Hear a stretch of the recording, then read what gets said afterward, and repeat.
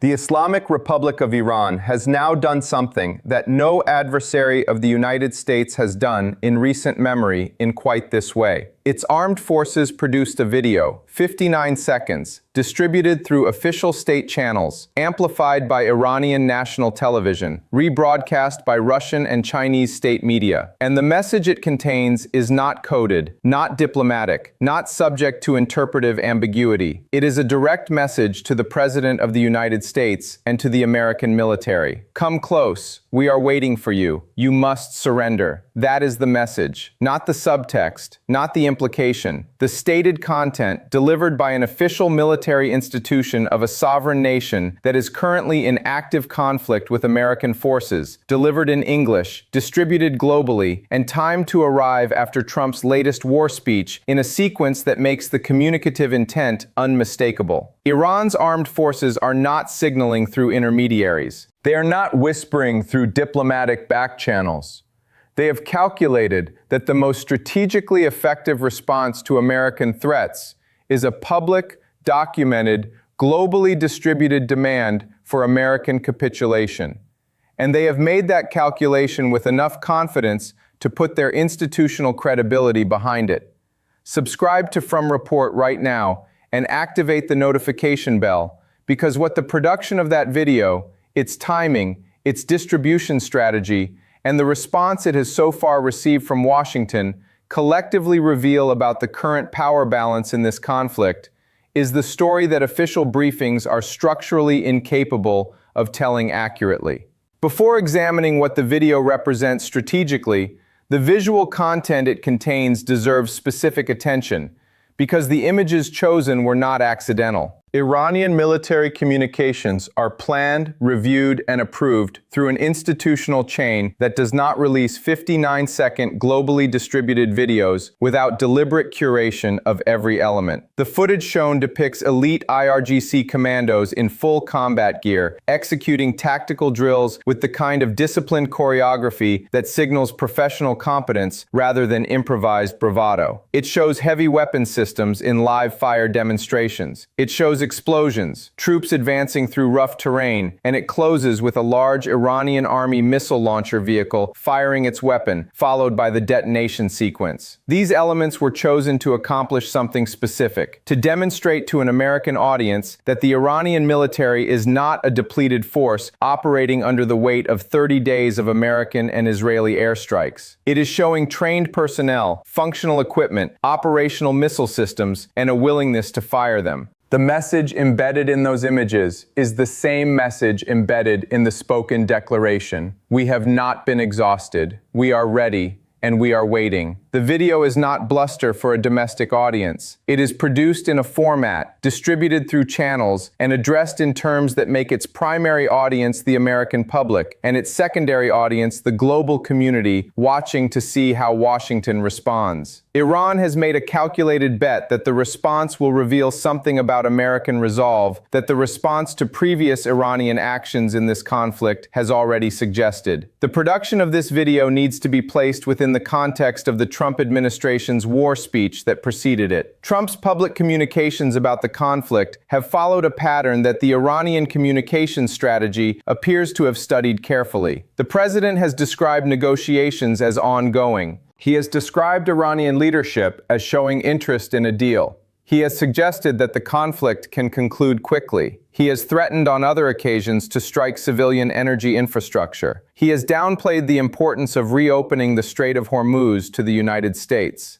He has simultaneously suggested that Iran has been beat while deploying an amphibious assault ship with 3,500 Marines to the Central Command area of responsibility. These are not the communications of a government executing a coherent single strategic message. They are the communications of a government managing multiple domestic and international audiences simultaneously, adjusting the message to each context, and producing a record of public statements that contradict each other at sufficient frequency that the adversary's communication strategists have found a gap to exploit. That gap is the space between what Washington says and what Washington is prepared to do. Iran's surrender demand video is designed to widen that gap, to force Washington into a response that either escalates further from whatever position the latest Trump statement established, or retreats publicly from whatever position the latest Trump statement established,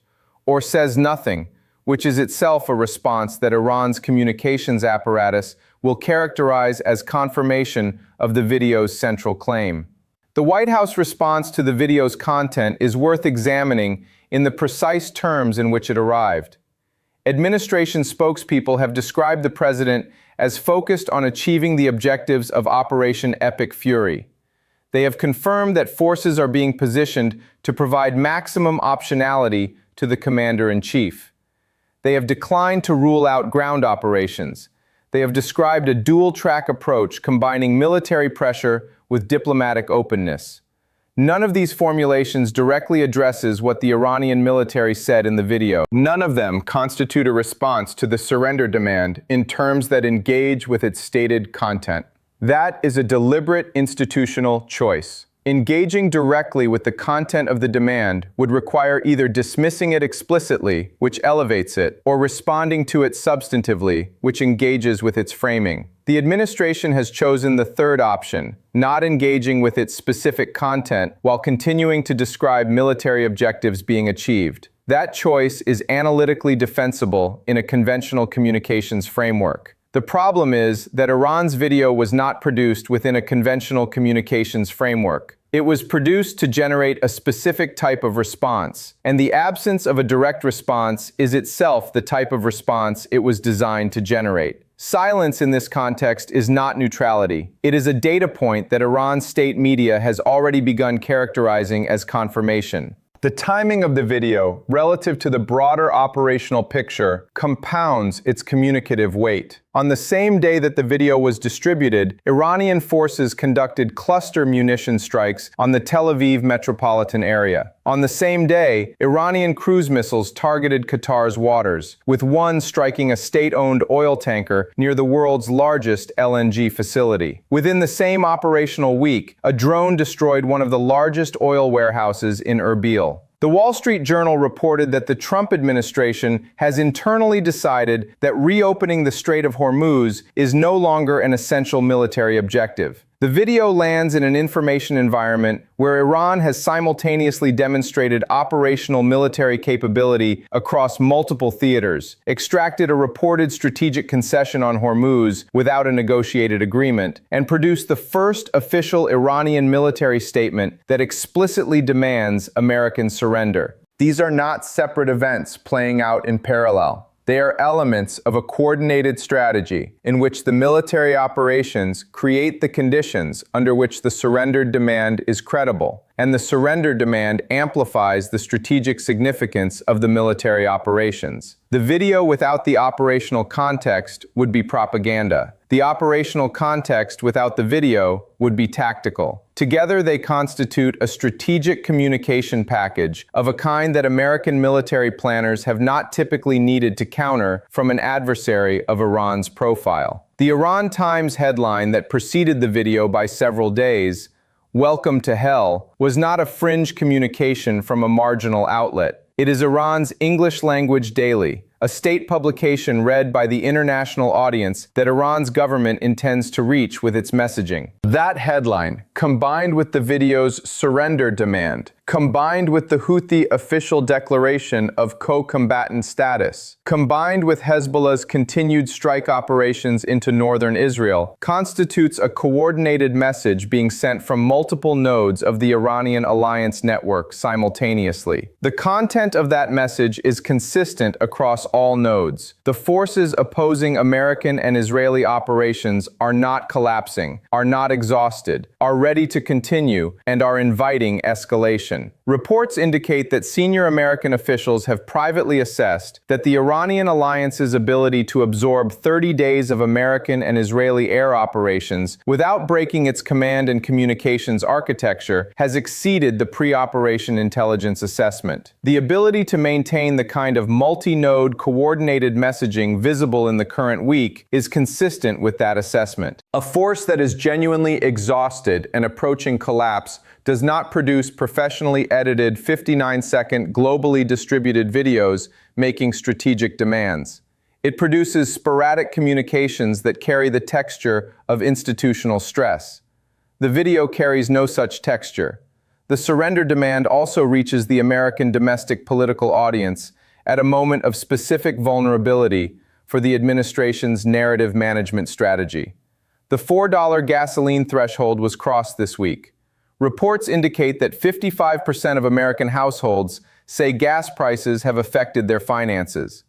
The midterm election cycle is 7 months away. The operation that was supposed to resolve the Iranian nuclear question, establish American deterrence, and protect Gulf energy flows has produced rising gas prices, a mounting casualty count that official characterizations have consistently understated, a Houthi force that has declared co-combatant status and is now synchronizing attacks with the IRGC and Hezbollah, and a reported internal decision to abandon the Hormuz objectives without achieving them. Into this environment, Iran releases a video telling the President of the United States that his military should surrender. The political mathematics of that message reaching American voters who are paying more at the pump than they were when the operation launched, whose family members may be among the Special Operations Forces already forward deployed, and whose sense of the conflict's trajectory is being formed partly by what official communications are saying and partly by what they can observe at the filling station. Those mathematics are not favorable to the administration's ability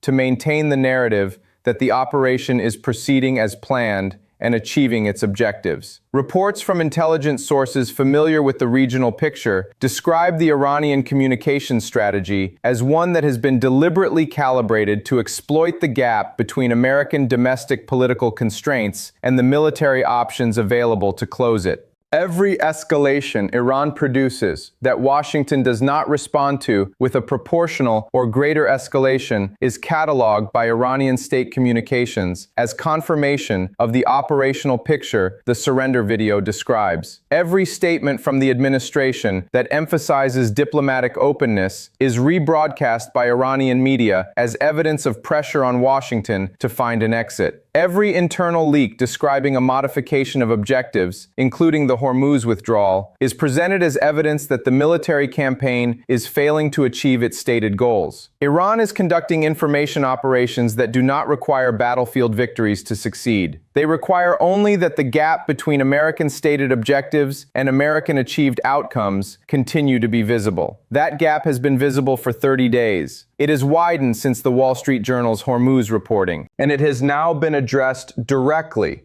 in English, in 59 seconds of officially produced Iranian military video. Here is where the picture stands. Iran's armed forces have officially produced and distributed a video demanding that the United States surrender. The first such demand delivered in this format, in these terms, at this scale, against an American president in the context of active military conflict. The video was produced in the same operational week in which Iranian forces conducted cluster munition strikes on Israeli cities, struck a Qatari state energy tanker near the world's largest LNG facility, and destroyed an oil warehouse in Erbil. The Trump administration's internal decision to abandon the Hormuz reopening objective was reported in the same week.